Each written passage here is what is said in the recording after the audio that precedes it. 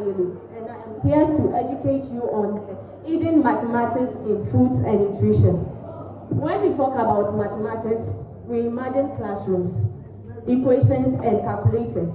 When we talk about cooking, we imagine delicious foods, flavors, and creativity. But what if I tell you today that whenever we cook, we are practicing mathematics? Have you ever asked yourself how the matron of our dear school arrives at cooking enough and delicious food for everyone without wasting supplies? Imagine there are 480 students who eat lunch at the dining hall every day. 1 cup of rice serves 2 students. This means the matron has to divide the total number of students by 2 to get the exact quantity of rice to be able to cook without wasting supplies.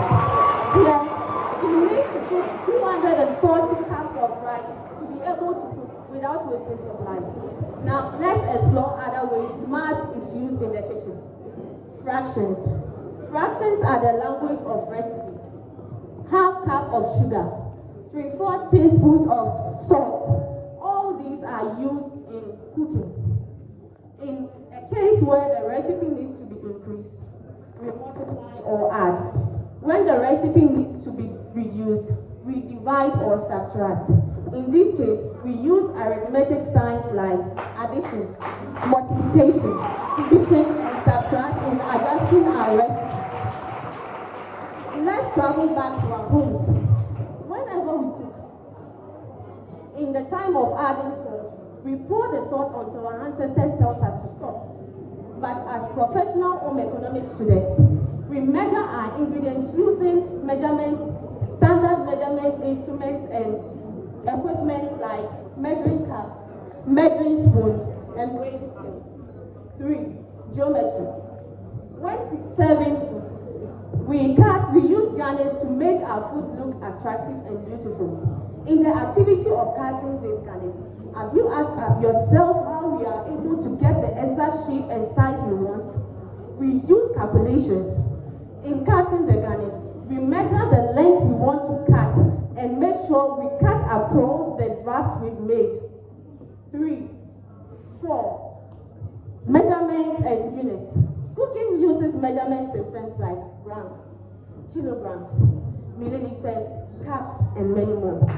Let's take this scenario. A baker wants to bake 5 tins of cake using 5 kilograms of flour, but he do not have a measuring cup calibrated in kilograms. Here he has a measuring cup calibrated in grams.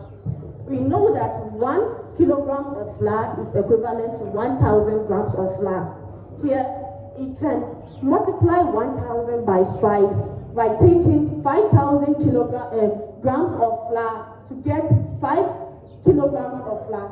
Here he uses change of subject to get the exact quantity of flour he needs to bake his cake. 5. Time and temperature. When cooking, all food needs specific time and temperature to get ready. Imagine baking a cake which needs 180 degrees for 30 minutes. When the cake is being put in the oven at 1 o'clock p.m., this means the cake will be ready at 1:30 p.m. Here, the book uses mathematics to calculate the number of times you need to use in baking. Let's take cutting, dividing of pizzas as an example. A whole pizza which has the circumference of 360 degrees needs to be divided into equal portions. Here, when the pizza is being divided into 2 equal slices, each slice is 180 degrees. When the pizza is divided into 4 equal slices, each slice is 90 degrees. And when the pizza is divided into 8 equal slices, each slice is 45 degrees. Here we use a statistics topic, precisely pie chart, to know the exact angle of pizza we are cutting. Now, time and temperature. Percentages. Food producers uses percentage to inform their consumers the exact quantity of nutrients they receive when their products are being purchased. For example, 13% daily value of iron, 30% carbohydrate. All these help food consumers to know the exact quantity of nutrients to receive when they buy this product, and also to stay healthy. Now, to sum up, cooking is not just art.